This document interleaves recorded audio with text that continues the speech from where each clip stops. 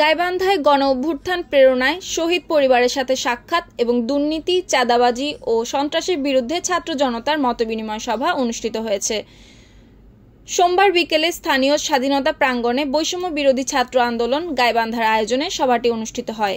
এ সময় বক্তব্য দেন বৈষম্য বিরোধী ছাত্র আন্দোলনের নেতা তারিকুল ইসলাম, আব্দুল মঈম, রকিব মাসুদ, সাইদুর রহমান সাইদ, আবু সাইদ লিয়ন, সজীব ইসলাম, তানজিম আলম প্রমুখ। বক্তারা বলেন, একটি বৈষম্যহীন সমাজ ও দেশ গড়ে তোলার জন্য সকলের সহযোগিতা প্রয়োজন। সন্ত্রাস, মাদক মুক্ত, দুর্নীতি মুক্ত, অনিয়ম মুক্ত গাইবান্ধা দেশ দেখতে চাই আমরা।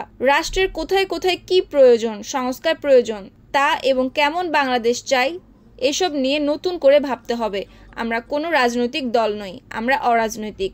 সবাই মিলে দেশটাকে নতুন করে সাজাতে আজকের এই মতবিনিময়। পরে গাইবান্ধার উন্নয়নে উপস্থিত ছাত্র জনতার মতবিনিময় গ্রহণ করা হয়। আজাকারী হোক আমার আত্মপরিচয়ের শেষ দলিল।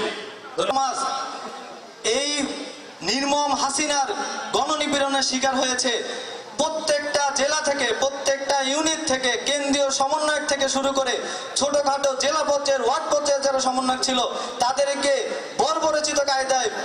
নিউজ ডেস্ক, সুপ্তি রায়, ভোরের আকাশ।